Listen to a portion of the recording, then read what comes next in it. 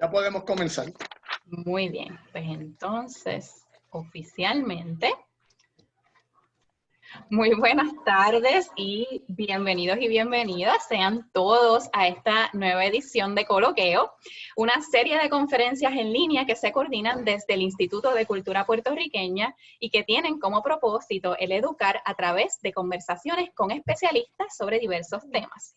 Esta semana estamos de fiesta, ya que tenemos la celebración del aniversario número 65 del Instituto de Cultura Puertorriqueña, que comienza este fin de semana. Así que todos estén pendientes a nuestra programación para que disfruten de las diversas actividades que estamos planificando para ustedes.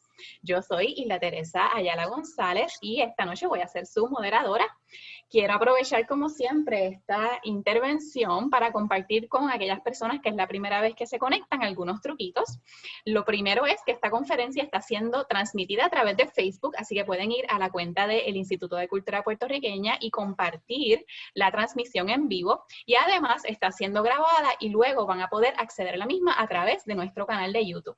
Ustedes como participantes no tienen micrófono, pero sí se exhorta que utilicen la sección del chat y de las preguntas, que se llama Q&A, para que puedan colocar sus inquietudes y cualquier pregunta que tengan para el conferenciante. Estas las vamos a atender una vez él termine su conferencia. Hoy vamos a tener la oportunidad de conocer la breve historia de la educación en Puerto Rico con el doctor Edwin Antonio Fragoso Rivera. El doctor Fragoso Rivera posee un bachillerato en artes con concentración en educación elemental y secundaria en historia de la Universidad Metropolitana. Hoy lo que se conoce como la Universidad Ana G. Méndez, recinto de Cupey. En mayo de 2011 culminó un grado combinado en maestría y doctorado en filosofía y letras con concentración en historia de América. En el 2014 publicó su libro, El Partido Autonomista Histórico Puro u Ortodoxo, una transición al Partido Republicano Puertorriqueño 1897-1904. Hoy continúa investigando con el propósito de publicar una biografía ampliada del doctor José Celso Barbosa y Alcalá. Sin más, quiero darle la bienvenida y recordarle a los participantes que si tienen alguna duda o pregunta pueden colocarla a través del chat. Bienvenido, doctor Fragoso. Gracias, Isla. Muy buenas tardes a ti y a todas las personas que están conectadas. Primero que todo, pues darle gracias a Dios a la Virgen que llegué a tiempo. Estaba en unas diligencias, citas médicas con mi esposa y llegamos ahí photo finish, ¿verdad? Y tuvimos un pequeño inconveniente con la conexión, pero ya estamos aquí. Agradecido al Instituto de Cultura Puertorriqueña, al director ejecutivo y las personas que colaboran en el mismo, a Hilda, al doctor Pablo Crespo por la invitación a ser parte de este coloquio nuevamente, ya que había tenido la oportunidad el 14 de abril de dar una videoconferencia, pero en esta ocasión de la investigación que estoy realizando sobre la figura del doctor Barbosa, ¿verdad? Con el propósito de realizar una biografía ampliada. Agradezco y felicito a todas y todos los conferenciantes y deponentes anteriores a mí, ya sea antes de la primera videoconferencia que di de esta, en especial a tres distinguidos compañeros que conozco, al doctor Pablo Crespo, al arqueólogo Miguel Rodríguez y al doctor Javier Alemán, excelentes académicos y profesionales en sus respectivos campos. En esta ocasión vengo a compartir con ustedes, ¿verdad? Y alejándome un poquito de mi línea de investigación, que es la historia política puertorriqueña, un tema al cual pues no estoy ajeno al mismo, ya que me desempeño como maestro en el Departamento de Educación, específicamente en la Escuela Superior José Collazo Colón en Juncos, además de ser profesor universitario también en Columbia Central University. De esta conferencia titulada Breve Historia de la Educación en Puerto Rico.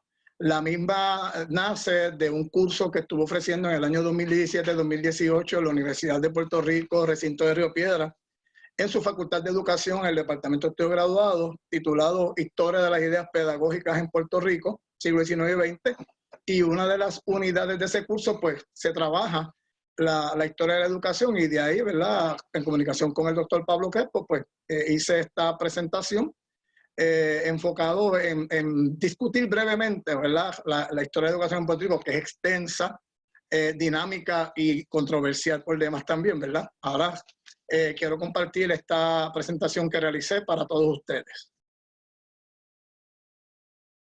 Comenzando con una reflexión, ¿verdad? Casi siempre los maestros comenzamos con una pequeña reflexión, o los profesores de la universidad es igual, de uno de los grandes que ha dado la humanidad, llamado Nelson Mandela, que dijo: la educación es el arma más poderosa que puedes usar para cambiar el mundo. Así que básicamente la educación es fundamental en todos los países del mundo y en todos los sistemas que conocemos, ¿verdad? Para formar a los seres humanos. Algunos textos de los múltiples que existen, ¿verdad? Sobre el tema de historia y filosofía de la educación en general y en Puerto Rico. Tenemos los textos del doctor López Justo, Alfonso López Justo, Compendio, Historia y Filosofía de la Educación, ¿verdad? Ese libro lo tengo, pero no lo encontré para fotografiarlo, pero lo busqué la imagen. Al igual que Historia Documental de la Educación de Puerto Rico, que esto ya es un texto de los primeros, ya se hizo una nueva edición, ¿verdad? Que ya está publicada. Repito, aparte de múltiples textos que existen, como estos que están aquí, ¿verdad? Que busqué las imágenes: historia y educación, acercamiento a la historia social de la educación en Puerto Rico, de Rubén Maldonado Jiménez, el de Lidio Cruz Clovo, uno de nuestros grandes historiadores, la educación en Puerto Rico en el siglo XIX. Este texto, que a pesar de que es sobre el gobierno de Puerto Rico, como bien dice su título, ¿verdad? Tiene un capítulo, si podemos decir, ¿verdad? Titulado Educación en Puerto Rico, de la licenciada Mayra Huergo Cardoso, que discute en sus páginas de las 678 a las 741, pues los temas de la educación en Puerto Rico desde sus orígenes bajo España, luego bajo los Estados Unidos y hasta más contemporáneo, ¿verdad? Con las reformas educativas que se dieron a partir de los años 90 bajo la incumbencia de Rafael Hernández Colón y eventualmente la de Pedro Rosselló González y hasta más reciente. También aquí tenemos dos textos de compañeros maestros, ¿verdad? En el caso del doctor Pablo Crespo, Historia del Desarrollo de la Educación en Laja, que ya es parte de la microhistoria de nuestro país, y la del doctor Axel Hernández, Políticas Imperiales sobre la Educación de Puerto Rico, de 1800 a 1920. O sea que nuestros maestros también están produciendo textos de la historia de la educación. Ya entrando en materia, ¿verdad? Y para ir conociendo un poquito de las múltiples definiciones que conocemos sobre lo que es educación, tenemos esa, ¿verdad? La educación puede definirse como un proceso de transición cultural que se da de una generación a otra. En la sociedad primitiva, ¿verdad? Pues se efectuaba a través de la convivencia, de las experiencias, ¿verdad? De vida de las personas. Como planteo aquí, ¿verdad? En Puerto Rico, a partir de 1948, ¿verdad? Cuando ya es Luis Muñoz Marín electo primer gobernador de Puerto Rico, es que se da básicamente, ¿verdad? La rienda a lo que sería la educación formal, pero obviamente está o estuvo y está, ¿verdad? Matizada a lo que fue bajo el dominio español en nuestra isla y eventualmente el dominio estadounidense a partir de 1898. Algunos antecedentes históricos, ¿verdad? Como conocemos, el descubrimiento de nuestra isla el 19 de noviembre, el inicio de la colonización del Puerto Rico, la creación de la sede episcopal de San Juan cuando se nombra el primer obispo, don Alonso Manso, que se establece lo que se va a llamar como la cátedra de gramática en la catedral, lo que hoy es la catedral de San Juan. El 19 de marzo de 1812, ¿verdad? Se establece la condición de Cádiz y eventualmente se crean, ¿verdad? Otras constituciones de carácter más liberales y que pues va dando cierto poder a las provincias que le quedaba a España, ¿verdad? Ya a esa altura de 1812, muchos de los países hispanos, antiguas colonias españolas, estaban en sus procesos de independencia. Para noviembre, no encontré la fecha como tal, el número, de 1865 se funda el Colegio de Párvulos, uno de los principales, ¿verdad? Colegios en el viejo San Juan que se crean. Yo he escuchado que así se cae el primero, pero antes que eso se fundaron otros, ¿verdad? Quizás podemos decir que de manera formal se haya constituido el Colegio de Párvulos como uno de los primeros colegios formales en Puerto Rico en ese siglo. Obviamente el Real Decreto Autonómico, como se conoce la Carta Autonómica que nos concede España a Cuba y a Puerto Rico el 25 de noviembre de 1897, eventualmente el estallido de la guerra hispano-cubano-estadounidense, ¿verdad? Que va a transformar todo y a partir de 1900 pues comienza un nuevo proceso político, económico y social y educativo en Puerto Rico, ¿verdad? Bajo un nuevo orden político estadounidense. ahí hay unas fotos, ¿verdad?, del Colegio de Párvulo, una del siglo XIX y una más del siglo XX en el viejo San Juan. Bien, bajo el Imperio Español podemos ver que una de las primeras escuelas, como mencioné, ¿verdad?, o considerada escuela, fue la del obispo Alonso Manso, lo que se conoció como la cátedra, la clase de gramática, ¿verdad?, que se comenzó a dar en lo que es la catedral, y como, ¿verdad?, mantiene la historia de la educación en Puerto Rico, estuvo a cargo de la Iglesia Católica. La educación bajo España comenzó desde el punto de vista religioso, ¿verdad?, y en particular de la Iglesia Católica. Luego se funda el convento de los frailes dominicos por Fray Antón de Montesinos, que va también a servir de centro de enseñanza, y el convento de los franciscanos, ¿verdad?, de San Francisco a partir de 1642. El mariscal Alejandro Riley, que hizo un informe, ¿verdad?, mencionó que en toda la isla no hay más que 2 escuelas de niños que fuera de Puerto Rico, como se conocía la isleta de San Juan y la villa de San Germán, que pocos sabían leer. Claro, aunque había un interés del rey Fernando el Católico de que se educara a los súbditos, ¿no?, a los hijos de los súbditos en Puerto Rico, y de ahí es que se va entonces intentando, ¿verdad?, de formalizar y establecer lo que va a ser posteriormente el sistema educativo en Puerto Rico. Bajo la administración del general Miguel de Mueza, ¿verdad?, es que se comienza, el coronel, perdón, a establecer lo que sería la escuela pública, aunque obviamente no era pública del todo, o sea, no había un compromiso real del gobierno en establecerlo, pero se va sentando las bases, ¿no? En un escrito de Rosa Rodríguez Meléndez, comparto con ustedes, titulado La educación en Puerto Rico de 1503 a 1900, ella señala que, y cito, el Cabildo de San Juan usó el término escuela pública a partir del 3 de noviembre de 1739. Dicho cabildo nombraba maestros, pagaba su sueldo y velaba por la educación gratuita y una enseñanza de calidad, ¿verdad? Y como menciona ahí, hubo unos esfuerzos privados en la labor titánica que hizo el maestro Rafael Cordero, sin menospreciar y dejar a su hermana Celestina Cordero, que en la historia de Puerto Rico ha sido algo relegada, y la más, quizás el detalle más relevante fue su hermano, pero Celestina Cordero, incluso en las actas del Cabildo de San Juan está documentada la obra pedagógica de Celestina, cosa que, ¿verdad?, releyendo escritos para esta presentación me pude percatar que hay, por decirlo así, ¿verdad?, evidencia histórica de la gestión de Celestina y no así tanto de su hermano Rafael, ¿verdad? Como señala ahí y mencioné, ¿verdad?, la educación estaba a manos de la iglesia específicamente, y se basaba en la memorización, no tanto de este análisis crítico o pensamiento crítico.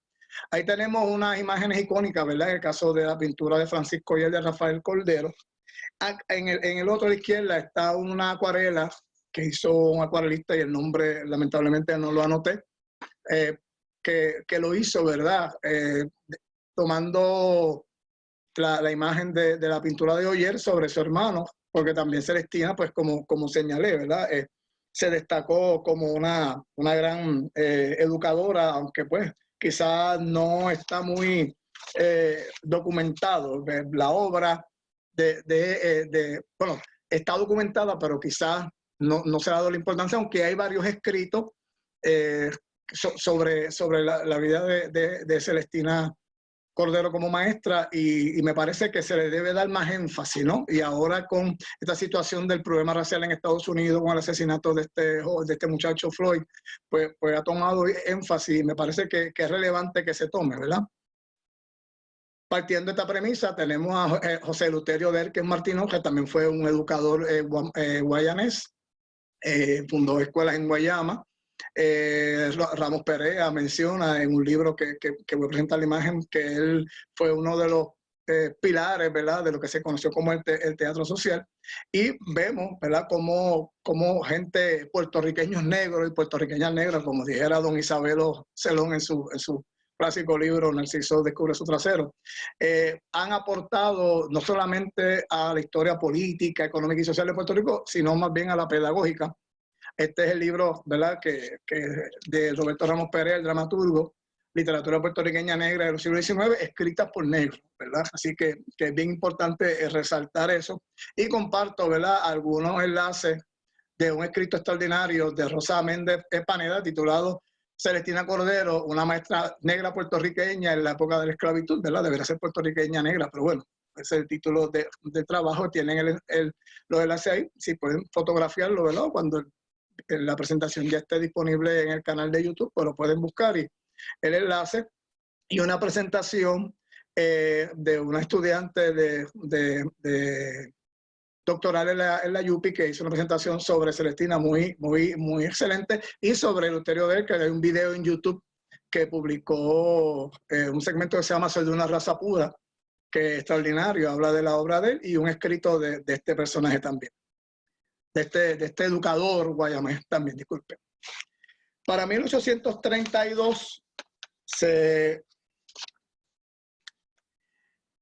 abrió, ¿verdad?, lo que conocemos como, se conoció el Seminario Conciliar San Ildefonso, que actualmente todavía es la sede del Centro de Estudio Avanzado de Puerto Rico y el Caribe, donde por primera vez, ¿verdad?, se ofrecen cursos de ciencia acostumbrados, gramática, teología, moral, etc.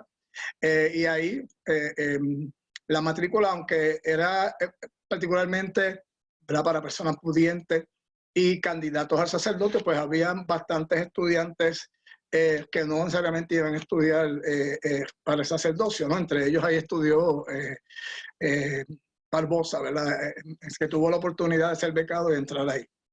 A partir de 1873, ¿verdad?, y en el breve periodo de lo que se conoció como la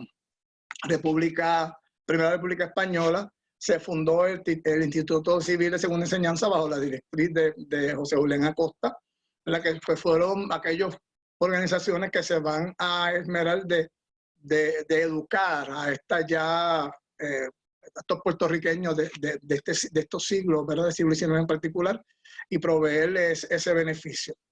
A partir de 1890, el Instituto recibe fondos públicos, luego se los restan, ¿verdad?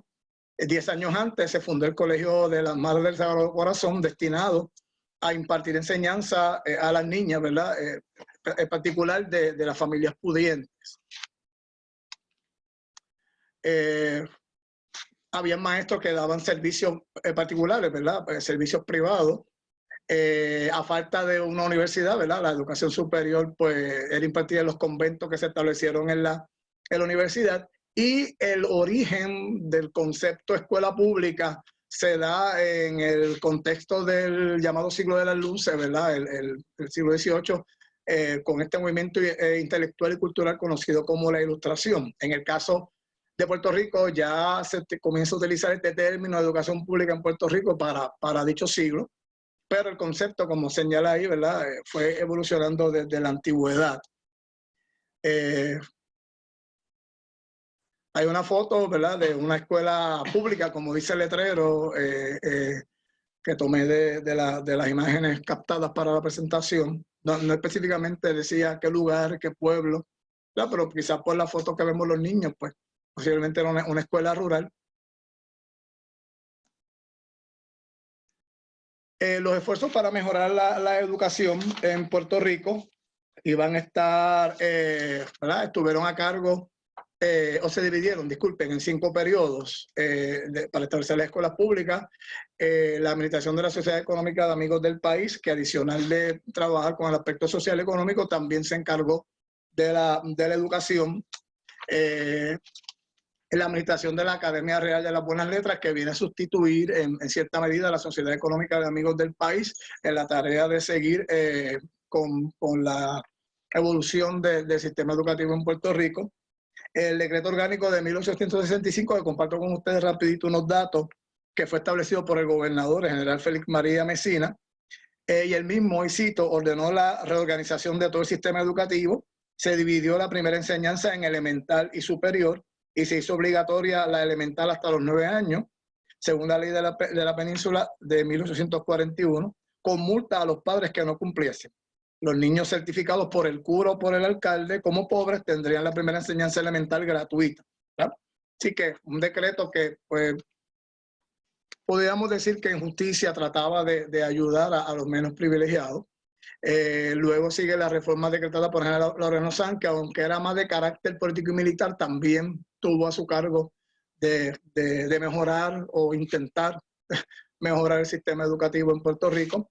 Luego sigue el decreto orgánico de 1880 del general Eulogio de Pujol, y cito también, bueno, la cita que había anterior es de, como mencioné ahorita, de Rosa Rodríguez Meléndez, de la educación en Puerto Rico. En es de un escrito titulado El decreto orgánico del general don Eulogio Dupols, gobernador de Puerto Rico, 1880, de Eduardo R. Boren Bisbal, y señaló, ¿verdad?, ese decreto de 1880 creó 2 inspecciones de primera enseñanza, una al norte de la isla, otra al sur, no especifica pueblos en particular.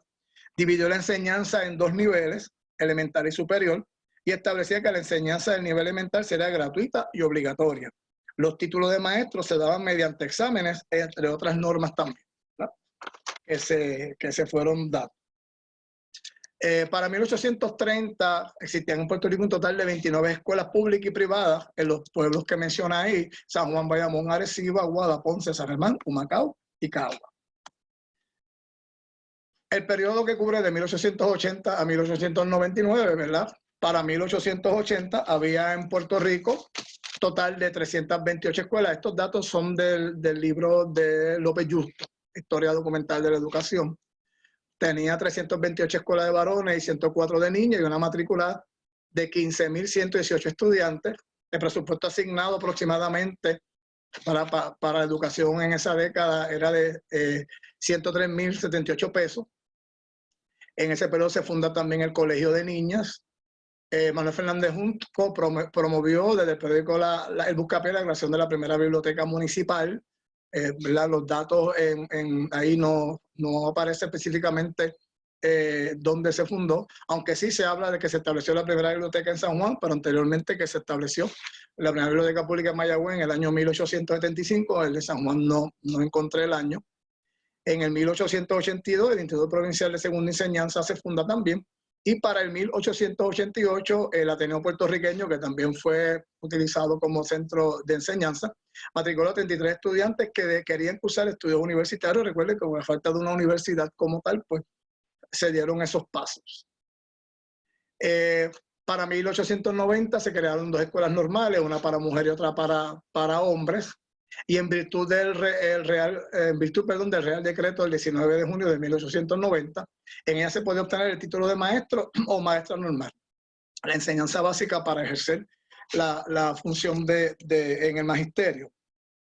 Bajo el Real Decreto Autonómico, ¿verdad?, también conocida como la Carta Autonómica de 1897, y dentro del gabinete de gobierno, en el artículo 45, si mal no recuerdo, es que se crea el cargo de instrucción pública. Algunos libros y textos mencionan, otros textos, el comisionado de instrucción, pero por lo menos el documento dentro de los títulos de los oficiales de los cargos públicos como tal aparece como instrucción pública. La situación del sistema escolar en Puerto Rico para 1898 se puede resumir en un estudio que realizó el Consejo Superior de Enseñanza en 1958, y cito: al terminar la dominación española, había en Puerto Rico 380 escuelas elementales para varones, 138 para hembras, 26 escuelas de enseñanza secundaria y una escuela de adultos, para un total, ¿verdad?, de 545 escuelas y una población escolar de 44.861. Para ese tiempo el analfabetismo alcanzaba entre el 79 y 85% de la población de toda la isla, y para esa fecha habían 810.394 habitantes, de los cuales 268.639 eran niños, y dice también, ¿verdad?, que por lo tanto solo el 16.7 asistía a la escuela. Luego, ¿verdad?, de la guerra hispano-cubano-estadounidense y eventualmente el inicio del nuevo proceso político en Puerto Rico. El gobierno militar clausura las escuelas normales, al igual que el Instituto Civil de Segunda Enseñanza, y mantiene una serie de decretos del gobierno militar que intentan organizar las escuelas, la educación pública, perdón, en la isla, al estilo del sistema existente en los Estados Unidos. Obviamente, ¿verdad? La cultura dominante va a imponer, ¿no? Su sistema, ¿no? A la cultura dominada, ¿verdad? Como se dice en sociología, proceso de aculturación, ¿verdad? El clima de cambio, modificaciones y adaptaciones a partir de ese año, 1898, ocasionó desajuste en todos los ámbitos de la vida de los puertorriqueños, sobre todo en el campo de la educación, institución fundamental para la integración del nuevo sistema de cultura y de valores.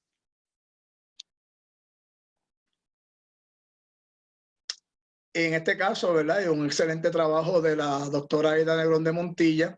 Identifica que esas modificaciones se referían a las celebraciones de las fiestas nacionales estadounidenses, como el 4 de julio, el Día de la Recordación, natalicio de los presidentes, etcétera, ¿verdad? La organización de ejercicios patrióticos basados en la lealtad hacia los Estados Unidos, el juramento a la bandera, el himno, el cambio curricular, la sustitución de la estructura de la organización y leyes escolares, incluido el cambio de idioma y de libro que reflejaba la vida de Estados Unidos. Las nuevas autoridades no ocultaron el interés de educar para americanizar, ¿verdad? Para tratar de establecer el sistema de dominio estadounidense en Puerto Rico. Y en la mente de muchos funcionarios, ¿verdad? Se decía que la educación es una buena herramienta para convertir a los puertorriqueños en buenos americanos. Y hay que recordar, lo dije me parece que en la presentación que hice sobre el doctor Barbosa, que con todo lo bueno y lo malo que tenga Barbosa, yo no sé quién para defenderlo o para no, pero Barbosa postuló el aspecto de la puertorriqueñidad al decir un escrito en su periódico El Tiempo en 1921, y citó a Barbosa que para ser un buen americano, primero hay que ser un buen puertorriqueño, ¿verdad? Y en eso pues el aspecto cultural se ha visto claro. Ese es el texto de la doctora Negrón de Montilla, ¿verdad? La americanización en Puerto Rico, el sistema de instrucción pública, en el cual menciona la licenciada Burguero Cardoso en su escrito que, y cito, la doctora Negrón de Montilla estudió y publicó en ese libro unas 3.374 cartas circulares emitidas por los comisionados de instrucción de 1900 a 1930, y unas de esas 391 cartas circulares estaban dirigidas a la americanización por medio de la imposición de la enseñanza del inglés, ¿verdad? Así que el proceso de americanización, como se conoció, ¿verdad? Se le llamó, se impuso en Puerto Rico en muchos aspectos, como vemos aquí una icónica foto de la niña con la bandera de Estados Unidos parada frente al salón de clase, seguramente para el juramento a la bandera o eventualmente cantar el himno. Y no olvidemos la clásica obra literaria de don Abelardo Díaz Alfaro en Terrazo, con sus tradicionales cuentos, el principal, ¿verdad? El de Pello Merced enseña inglés, como un maestro de una escuelita rural. Fue obligado, so pena de quedarse sin empleo, de enseñar el inglés a los niños, ¿verdad? Y el cuento también de Santa Clova la Cuchilla, un nuevo personaje que va a entrar a la cultura puertorriqueña, ¿verdad? Que pues básicamente pues tratar de imponer esa cultura anglosajona, y Abelardo, pues entre otros Bagazo, El Josco, entre otros cuentos también, pues interesantemente pues recalcó ese aspecto, principalmente en la imposición de un idioma que a mi juicio el problema con el inglés, no es que haya problema, el idioma el idioma y la música son universales, pero quizás el querer imponerlo para un objetivo político partidista o ideológico, pues pudiera llevar, ¿verdad?, a que ese ha sido el fracaso de la enseñanza del inglés, porque que se enseñe inglés y otros idiomas es importante, ¿no? Bajo el nuevo orden estadounidense se instituye el negociado de educación bajo el Departamento del Interior, entidad gubernamental que va a estar responsable al nuevo régimen. Durante los 2 años de gobierno militar se nombra a un excomisionado de educación de Estados Unidos, el doctor John Eaton, para que se haga cargo del asunto educativo, y John Eaton pues recluta al doctor Victor Clark como su ayudante para esto, ¿verdad? Por instrucciones de Eaton, una de las primeras cosas que hace Clark, visita las escuelas con el propósito de hablar con los maestros, repartir libros, mapas, y bandera de Estados Unidos, ¿verdad? Una manera de este proceso de americanización. Aparte que también hizo otros estudios que realizó para ver cómo andaba el sistema educativo en la isla de tanto tiempo bajo el dominio español. Copiándose, ¿verdad? Yo utilizo una palabra basándose en el sistema escolar del estado de Massachusetts. El 1 de mayo de 1899, el gobernador proclamó la primera ley escolar bajo dominio estadounidense, la conocida como Common Public School, que establecía por grado, la ley establecía la escuela pública Common Public School por grado para todos los habitantes entre los 6 y 18 años, no más de 50 estudiantes por maestras o maestros. La coeducación, es decir, ¿verdad? El grupo mixto, no separar los niños de las niñas. El calendario escolar académico, perdón, según el estadounidense, lunes a viernes, la matrícula y libros gratuitos. Y se establecieron esos 6 distritos escolares de los pueblos de San Juan, Fajardo, Arroyo, Arecibo, Ponce y Mayagüez. En la educación en Puerto Rico bajo el dominio estadounidense, ¿verdad? Ya con el final del gobierno militar y el establecimiento de lo que conocemos en nuestra historia como el primer gobierno civil, el Acta Foraker, crea el Departamento de Instrucción Pública y a su vez crea el cargo de comisionado de instrucción, con el objetivo de americanizar. Los deberes del comisionado se encuentran en la sección 25 del Acta Foraker, que yo cito ahí y comparto con ustedes leyendo. Dice: el comisionado de instrucción vigilará la instrucción pública en toda la isla y todo desembolso por cuenta de la misma deberá ser aprobado por él y llenará las demás obligaciones que prescriban las leyes y pasará por conducto del gobernador los informes que le exigiera el comisionado de instrucción de los Estados Unidos, los cuales se tramitarán anualmente en el Congreso. Y a los comisionados de instrucción se le otorgaron los poderes tales de qué enseñar, cómo enseñar, para qué enseñar, los horarios, los métodos instruccionales y cuál será el calendario a seguir. ¿Verdad? John Eaton, ese ex comisionado de Educación de Estados Unidos, se hizo cargo de los asuntos, pero oficialmente en 1901 se nombró a quien sería el primer comisionado de instrucción en Puerto Rico, llamado Martin Brombaugh. Con él se inicia las bases del sistema educativo actual, ¿verdad? Tanto la organización del sistema escolar como el currículo, los propósitos, los recursos tuvieron diversas alteraciones. Las características que el comisionado Brombaugh y sus sucesores le imprimieron al sistema se han mantenido básicamente en nuestro sistema educativo desde entonces. Ese texto del doctor Ramón Claudio Tirado, titulado de 1900 al 2000, 100 años de educación y administración educativa en Puerto Rico, de ahí donde yo extrae la información de los principales, ¿no? De los comisionados de instrucción, eventual secretario de instrucción y secretario de educación eventualmente, que presento en esta parte de la presentación. Esboza eso, ¿no? Los 100 años de cómo se llevó a cabo se ha llevado a cabo la administración educativa en Puerto Rico. Es un libro que me parece obligatorio para los que estudian administración y supervisión escolar.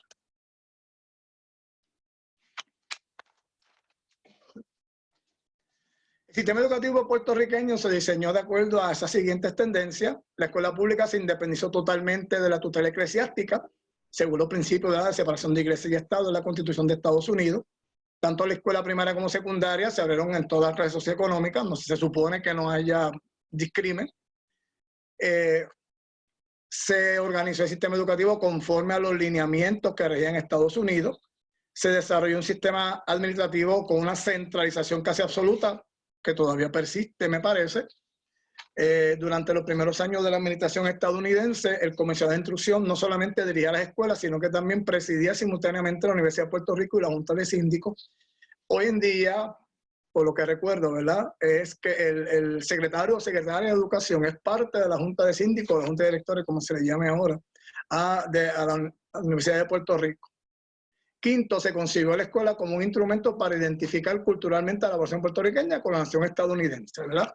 Ahí es donde vino, ¿verdad?, que lo planteó la doctora Negrón de Montilla en su libro, obligatoriamente la enseñanza del inglés, y esto fue un debate que se fue dando incluso entre algunos de los comisionados,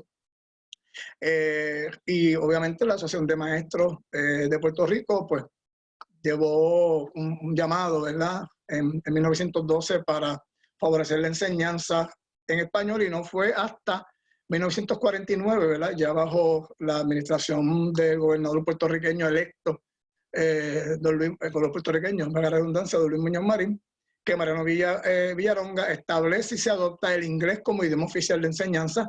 Obviamente se enseñan ambos idiomas, ¿verdad? Español e inglés. Hasta 1921 el cargo de comisionado de instrucción fue ocupado por estadounidenses, pero a partir de ese año se comenzó a nombrar comisionados puertorriqueños. En este caso el primer comisionado lo fue don Juan B. Heique, pero como señalan la mayoría de los textos consultados, de grandes sentimientos proamericanos, ¿verdad? Yo le cambié la palabra proestadounidense. De comisionado de instrucción a secretario de Educación, ya está la última parte de la presentación, ¿verdad? El acta fora que le autorizó al presidente de Estados Unidos a nombrar a ese funcionario con la aprobación del Senado y por un término de 4 años. Para 1949 el comisionado de instrucción fue nombrado por vez primera, ¿verdad?, por el gobernador de Puerto Rico y con consentimiento del Senado, como todavía es. Este cambio no afectó las funciones que desempeñaba, además, ¿verdad?, que durante ese año se fundó la famosa División de la Educación de la Comunidad, la DIVETCO. Y al proclamarse la Constitución del Estado Libre Asociado en Puerto Rico, a partir de 1952, se sustituyó el término de comisionado de instrucción por el secretario de instrucción. Para 1990, y me excuso, ¿verdad?, en el resumen que envié de la presentación, escribí que desde 1994, un error, ¿verdad?, disculpen, fue desde 1990, como parte de la reforma educativa que se dio ese año bajo la incumbencia del entonces gobernador Rafael Hernández Colón, es que se le cambia el nombre de Departamento de Instrucción por Educación, y obviamente también el secretario de Instrucción pasa a ser secretario de Educación. Y por mandato constitucional, ¿verdad?, en el artículo 2, que está en nuestra Carta de Derechos, la sección 5, que establece que la educación debe ser gratuita y obligatoria en la escuela primaria y hasta donde las facilidades del Estado lo permitan, ¿verdad? Quizás esa oración es la que da pase a las personas, ya sea de gobierno o dentro del sistema educativo, que piensa en la privatización, ¿verdad?, y el establecimiento de las llamadas escuelas charter. Ahí en un logo, traté de conseguirlo un poquito más claro, pero no lo encontré, del logo anterior del departamento, ¿verdad?, que es el Departamento de Instrucción Pública de Estado de Puerto Rico, tenía un libro abierto con una lámpara, ¿verdad?, una lamparita, ¿cómo se le llama?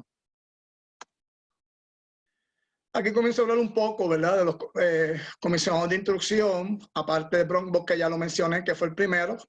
Perdónenme la pronunciación, ¿verdad?, de los nombres de los funcionarios. Samuel McLisney, de 1902 al 4, fue una continuación a la obra de Brombaugh, pero demostró un gran interés en la enseñanza superior y logró completar así el sistema en sus 2 fases o nivel académico, de primero a octavo y de noveno a cuarto año, como establecieron ahora, ¿verdad?, el sistema educativo en Puerto Rico bajo la nueva reforma del 2018 en la escuela primaria y secundaria, aunque muchos colegios privados la tienen hace mucho tiempo. Ronald Faulkner, la administración del Dr. Faulkner se distinguió por ser la primera en imponer la enseñanza del inglés en todos los grados elementales, y para mejorar la educación, según él, envió a estudiantes puertorriqueños becados de Estados Unidos un total de 545 estudiantes. El doctor Edwin Dexter,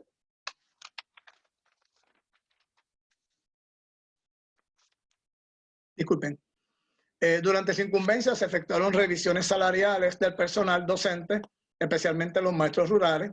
El salario mensual aumentó de $40, $35 y $30 para el primer, segundo y tercer grado respectivamente. Lo considero algo injusto, pero así lo estableció. Y su estilo de administración siguió la línea de centralización estructural y piramidal de sus antecesores.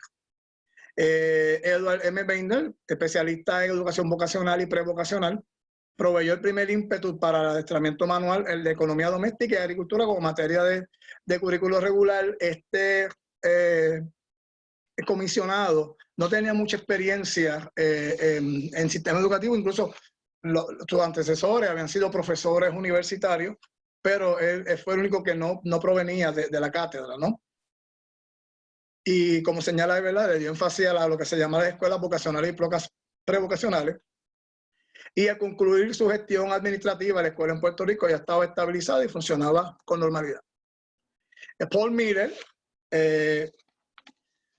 llevó a cabo el primer estudio científico de enseñanza del inglés con el propósito de determinar la eficiencia de la enseñanza en ese idioma. Se implanta un sistema de reuniones con supervisores, directores y personal técnico de la oficina. Y él impulsó la redacción de libros de texto, principalmente para niños en Puerto Rico, y él propiamente redactó un libro de historia de Puerto Rico, titulado así, ¿verdad? Historia de Puerto Rico, que fue usado en las escuelas desde 1922 hasta el 52. Cito una disertación doctoral titulada Análisis de la identidad puertorriqueña en los cursos de historia de Puerto Rico del nivel secundario a través de los libros de texto de 1940 a 1960, donde el doctor Otero Cardona examina, ¿verdad?, cómo los libros de historia que se usaron en ese periodo de 1940 al 60, a pesar de que tenían un objetivo claro, ¿verdad?, en términos de la enseñanza y el proceso de americanización, pero por un lado también se fue identificando y afianzando una identidad nacional, ¿verdad? Que resulta interesante ese estudio que este compañero realizó. De ahora en adelante, ¿verdad?, son los comisionados de instrucción puertorriqueños pronombrados por el presidente de los Estados Unidos, Juan B. Heique, que lo mencioné anteriormente, ¿verdad? Creador de lo que se conoce como la segunda unidad escolar en la ruralidad de la isla. Dejó el magisterio, ¿verdad?, y dejó cargo de comisionado para ser electo como delegado en la Cámara de Delegados de Puerto Rico por el Partido Unión. O sea, estaba más inclinado también a la política partidista. Fue autor de libros y material didáctico para la enseñanza de español y las tradiciones puertorriqueñas. José Padín fue uno del primer grupo de jóvenes puertorriqueños enviados a estudiar a los Estados Unidos, ¿verdad?, por la iniciativa del doctor Brombaugh a principios del siglo XX, con mira a mejorar el sistema educativo. Él, convencido y mediante la investigación de la política lingüística implantada por Miller y Heique, no era funcional, expide la Carta Circular número 5 de ese año, 1934, en la que ordenaba que todas estas asignaturas se enseñaran en español y el inglés como segundo idioma, desde el primer grado en la escuela elemental, que todavía era de 8 grados, o sea, desde primero hasta octavo grado. Obviamente eso le costaría el cargo, porque lo van a destituir. Un comisionado interino, profesor H. Al Martín, no provee información en el libro consultado. Sobre José M. Gallardo, nombrado por el presidente, disculpen el error, nombrado por el presidente Franklin Delano Roosevelt, le asigna 2 encomiendas: la total erradicación de la política partidista en las escuelas públicas y la intensificación de la enseñanza del inglés. La primera me parece que eso no se ha logrado. Y logró esbozar lo que se podría conocer como la primera o intento de filosofía educativa para Puerto Rico. Ya de aquí en adelante se comienza a cambiar el nombre de Comisión de Instrucción por el secretario de Instrucción Pública, y ya pues nombrado por el gobernador en Puerto Rico a partir de 1948 con la elección, 1949, con la elección de Muñoz Marín en el 48. Último comisionado de instrucción y primer secretario de Instrucción Pública, declaró el español como vehículo instruccional y la enseñanza en inglés como segundo idioma. Y estableció la enseñanza de valores morales y espirituales sin perjudicar la libertad religiosa. Efraín Sánchez Hidalgo establece que se utilice el canal del gobierno, ¿verdad?, WIPR, como medio de divulgación y orientación sobre las obras del Departamento de Instrucción Pública. Recuerden que ya la DIVERCO se había establecido. Realiza grandes esfuerzos para atraer a los padres de los estudiantes a la escuela como colaboradores del proceso de aprendizaje de los estudiantes. Cándido Olivera, bajo su incumbencia, se llevó a cabo quizás la reforma educativa, según el texto consultado, mejor planificada y organizada y de más impacto que tuvo la isla hasta ese periodo. Su designación causó sorpresa, ya que nombraría un secretario con poca experiencia y su preparación académica. De hecho, Cándido Olivera fue el único secretario de instrucción que apenas tenía un bachillerato, ¿verdad? Quizá eso no significa que no tenga la importancia, pero como siempre se nombraban con un grado académico mayor, pero fue el primero, que no tuvo una preparación como tal. Digo, es requerida, ¿va?, a nivel de estudio graduado. Ángel Quintero Alfaro, durante su periodo, se logra crear en el departamento una atmósfera positiva y un sentimiento de inspiración por el trabajo y una actitud de mejoramiento continuo. Su actitud hacia los cambios y a la innovación no le hace perder la perspectiva de las realidades y la importancia del estudiante y los maestros, y aparte de maestro también fue profesor en la Universidad de Puerto Rico. Ramón Mellado Parsons, como una de sus metas principales y la que hará historia en su gestión administrativa, está el énfasis en el desarrollo de maestros bilingües como medio para mejorar el inglés, la enseñanza del inglés en Puerto Rico. En su libro Puerto Rico y Occidente estableció su visión filosófica de la educación para las escuelas públicas de Puerto Rico, del país. Una secretaria de instrucción interina en ese tiempo, Tania Viera Viuda de Torres, no hubo información de ella. Celeste Benítez, ¿verdad? Pues Celeste Benítez en su primer turno al bate, pasa a ser la primera mujer en ocupar la posición de secretaria y promovió el proyecto conocido como, promovió el proyecto del calendario escolar continuo, conocido como los quimestres, que era el periodo de 5 meses de clase. Ramón A. Cruz Aponte, su trayectoria administrativa se dirige a implantar cambios radicales en el proceso educativo puertorriqueño y a promover un intento de promover una reforma educativa. Y fue el secretario que enfrentó la huelga magisterial dirigida por la Federación de Maestros en 1974, en la que se logra reconocer muchos de los derechos adquiridos que tenemos hasta el presente. Germán Subzona, parte de su plataforma como secretario fue la planificación de diálogo entre maestros y el personal de la Oficina Central del Departamento de Instrucción, lo que ayudaría a determinar las necesidades profesionales del magisterio, ¿verdad? Esto sirvió de base para una comunicación más directa entre el magisterio y el departamento, de la estructura. Esto sirvió de base para el desarrollo de diferentes planes de crecimiento profesional de los maestros. Carlos Chaldón, también en su primer turno al bate, procedió a implantar el proyecto de gerentes escolares en los distritos escolares, de la redundancia, y el Instituto de Ciencias de la Educación con la pretensión de otorgar títulos universitarios. María Socorro Lacot le correspondió la revisión, ampliación y fortalecimiento del currículo y la creación de nuevos cursos de valores, salud e integración de las bellas artes, por lo menos, ¿verdad? De lo que se le atribuye. A Wilda Aponte Roque, entre los logros más significativos está el haber iniciado la estrategia llamada hacia el logro de una escuela puertorriqueña más efectiva y el desarrollo del pensamiento crítico, como parte de la formación de los educandos, ¿verdad? Inicia el llamado programa Enlace, en la cual hace énfasis la relación entre la comunidad y las escuelas.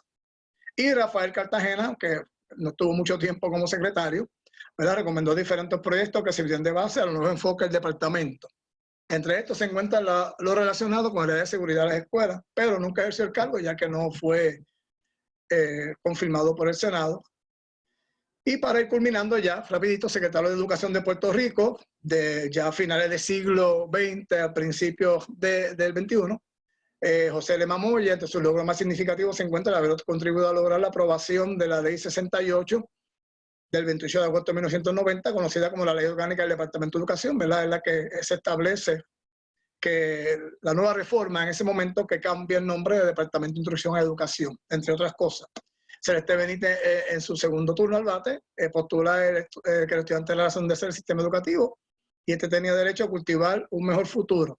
Se encargó de la preparación del reglamento de estudiantes, el reglamento de los consejos escolares, el reglamento para exámenes que provee la certificación de la certificación de maestro.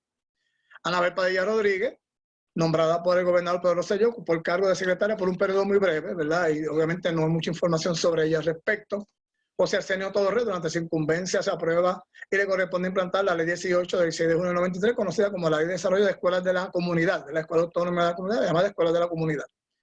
Víctor Fajardo comienza a operar la ley y los reglamentos que dan base a la reforma educativa de la Ley 149 de 1999 y le corresponde continuar abriendo y pavimentando la brecha que se había iniciado el secretario anterior, pero como todos sabemos, ¿verdad? Víctor Fajardo, después de ser el secretario, pues enfrentó serios problemas que hasta estuvo encarcelado. César Rey Hernández, ¿verdad? Abogó por mejorar la enseñanza del español en las escuelas públicas para evitar el tartamudeo de los alumnos. Y bajo su incumbencia se estableció la ley, ¿verdad? Que ningún niño quede rezagado, a pesar de que César Rey trató, ¿verdad?, de establecer el pensamiento ostosiano. Un breve término de la secretaria interina, que no hay información sobre ella, Adelexis Riolini. Gloria Vaquero, que recomendó que el programa de educación agrícola debería extender su ofrecimiento en todas las escuelas y no limitarse a las escuelas de las zonas rurales. De esta manera se daría la misma oportunidad de jóvenes de la zona urbana a desarrollar sus capacidades en la ciencia, la agricultura, entre otros. Ella pues también no estuvo mucho tiempo. Rafael Aragunde, bajo ya la incumbencia de un gobernador, Aníbal Acevedo Vilá, que trata de darle seguimiento a la filosofía educativa que estableció César Rey y establecer el documento y proyecto de renovación curricular y fundamentos teóricos y metodológicos del departamento, y tuvo conflictos, ¿verdad?, de gregario bajo su incumbencia. Carlos Chaldón, que también fue nombrado nuevamente, decidió retirar la oferta bibliográfica del departamento y crear y de las creaciones de algunos escritores. O sea, básicamente se caracterizó esa incumbencia con tratar de censurar escritos de escritores puertorriqueños. Odette Piñero, ¿verdad?, nombrada como secretaria de Educación, bueno, parece que la repetí, bueno, no fue, aunque fue corto el término que estuvo ella, y sirvió hasta su renuncia como investigadora y consultora educativa. Ha trabajado en la América Central de Pensilvania y Puerto Rico. O sea que básicamente pues ella no se le considera una gran hazaña. Jesús Rivera Sánchez, voy a avanzar un poquito porque estoy corto de tiempo, fue designado también secretario. O sea, de Carlos Chaldón, Odette Piñero, Jesús Rivera y Eduardo Moreno, fue cuatro secretarios que hubo en esa incumbencia bajo la administración de Fortuño, ¿verdad? Y pues, intentaron, ¿verdad?, como todos, hacer lo necesario. Y pues Rafael Román Meléndez, el secretario que hubo bajo la incumbencia de Alejandro García Padilla. Bajo él no hay mucha información, pero de lo que recuerdo se inició la revisión de los programas, de los distintos programas, incluyendo el programa de estudios sociales, y Julia Querer, ¿verdad?, pues, que intentó realizar lo mejor que pudo, pero como todos sabemos, también tuvo que abandonar el cargo.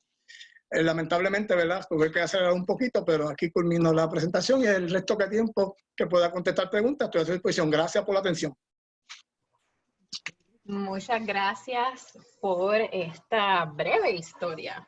Muy breve, demasiado breve. Puerto Rico. Gracias por compartir esta información con nosotros. Tengo por aquí una preguntita. Sí. Quieren saber si el Colegio San Ildefonso es el mismo que se llamó Colegio Santo Tomás. Wow, de verdad, ese dato no lo tengo, lo puedo consultar a ver, pero no tengo esa información. Pero me comprometo a buscarla y hacérsela llegar para que tengan acceso a ella. Me disculpan. Perfecto.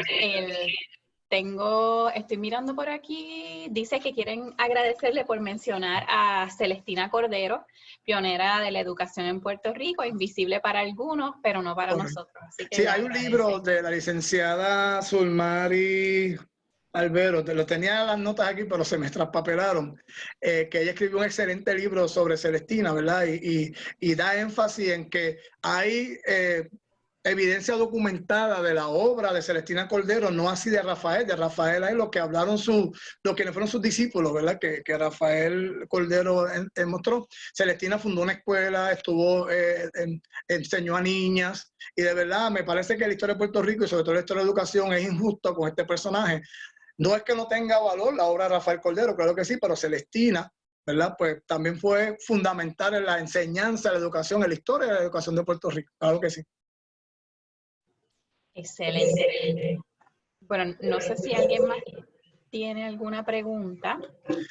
Quizás se me quedó bastante de la información contemporánea, ¿verdad? Le pido disculpas sobre eso, pero por eso la titulé Breve Historia de la Educación. Se puede consultar y ampliar un poquito el tema, quizás en otra oportunidad que pudiera tener, pues así lo haría. Perfecto, pues muchísimas gracias.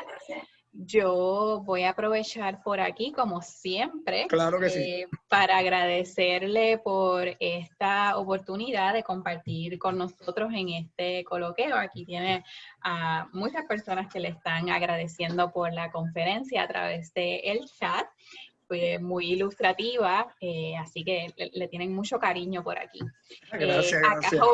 Acabo de compartir a través del chat el enlace para nuestro próximo coloquio, el coloquio número 27, que se titula Usmail, figuración de un Albizu Campos masón, y este va a ser realizado por Carmencilia Rodríguez Irizarry. Este será el próximo jueves, 18 de junio, por este mismo medio, de 6 a 7 de la noche. Acabo de compartir el enlace para aquellas personas que quisieran registrarse.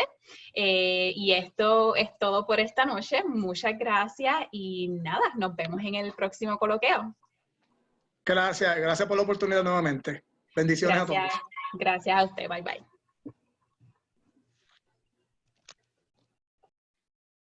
¿Qué dije al final?